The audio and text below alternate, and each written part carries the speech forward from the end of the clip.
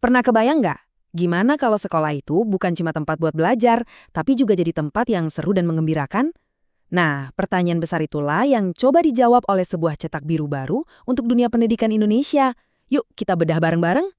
Nah, ini dia nih dasar hukumnya. Sebuah peraturan menteri yang bakal berlaku efektif mulai Januari 2026. Anggap aja nih bukan sekedar dokumen biasa ya, tapi ini adalah fondasi baru yang akan menopang cara anak-anak kita belajar, mulai dari PAUD sampai SMA. Coba deh kita renungin sejenak pertanyaan ini. Gimana kalau tujuan utama pendidikan itu bukan lagi cuma transfer ilmu, tapi justru menciptakan rasa gembira saat belajar? Inilah filosofi inti yang jadi dasar dari semua perubahan ini. Oke, jadi pertanyaannya, kenapa sih harus ada aturan baru? Sederhananya gini, dunia kita kan berubah cepet banget. Aturan lama dari tahun 2022 dianggap udah nggak cukup lagi buat ngebekali siswa menghadapi tantangan zaman sekarang. Mulai dari teknologi sampai perubahan sosial. Dan ini tuh bukan cuma perbaikan kecil-kecilan loh. Seperti yang dijelasin di pasal 2, peraturan ini adalah sebuah kerangka kerja yang super lengkap. Ibaratnya kayak kita bangun rumah baru dari nol, dari fondasinya, bukan cuma ngecat ulang tembok yang lama. Sekarang kita masuk ke bagian intinya nih, jantung filosofisnya. Ada 3 prinsip utama yang jadi semacam DNA dari peraturan ini yang tertuang di pasal 3. Percaya deh, 3 kata ini bakal mengubah segalanya. Nah, ini dia 3 kata kuncinya. Berkesadaran, bermakna, dan menggembirakan.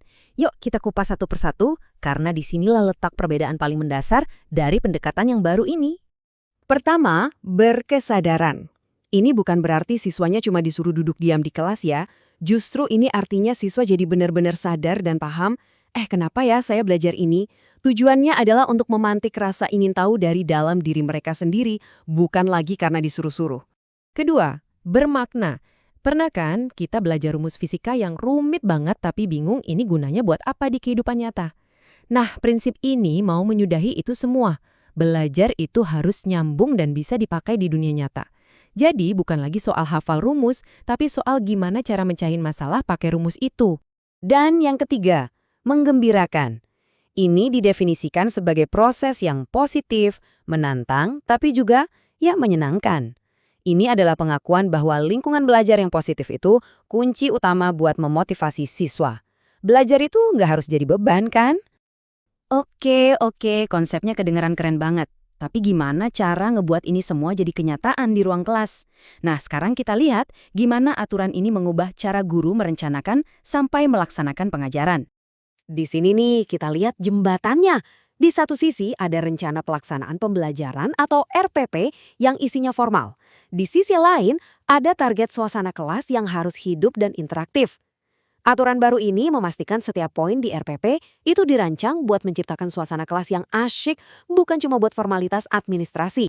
Nah, untuk menciptakan suasana kelas yang seperti itu, peran guru juga didefinisikan ulang jadi 3 tindakan kunci. Guru diharapkan jadi teladan, melakukan pendampingan buat ngebimbing siswa, dan jadi fasilitator yang membuka pintu akses dan kesempatan belajar seluas-luasnya. Mungkin bagian yang paling inovatif, bahkan bisa dibilang revolusioner, dari peraturan ini adalah soal cara kita menilai proses pengajaran itu sendiri. Ini bukan lagi soal menilai muridnya, tapi menilai gimana cara pembelajaran itu disampaikan lewat sebuah sistem umpan balik yang menyeluruh. Jadi, pertanyaan krusialnya adalah, siapa saja yang sekarang secara resmi dilibatkan buat kasih masukan tentang proses belajar mengajar ini? Jawabannya mungkin bakal bikin Anda kaget. Jadi ada 4 pihak yang kasih masukan.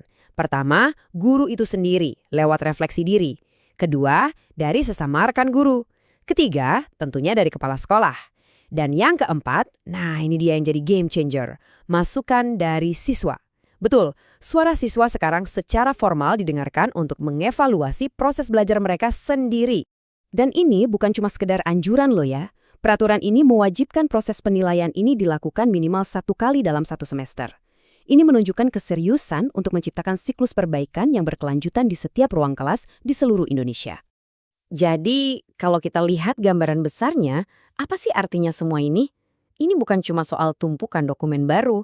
Ini adalah sebuah pergeseran paradigma, sebuah perubahan cara pandang kita tentang masa depan pendidikan di Indonesia. Kutipan dari pasal 3 ini benar-benar merangkum semangatnya dengan sempurna. Pendidikan itu bukan lagi cuma soal olah pikir atau kecerdasan otak, tapi juga melibatkan olah hati, olah rasa, dan olahraga. Ini adalah visi untuk mendidik seorang manusia seutuhnya. Jadi, kita kembali lagi ke pertanyaan awal. Dengan fokus pada kesadaran, makna, dan kegembiraan, serta menempatkan siswa sebagai pusat evaluasi, mungkinkah ini adalah cetak biru dari masa depan pendidikan yang kita semua impikan? Ya, hanya waktu yang bisa membuktikannya.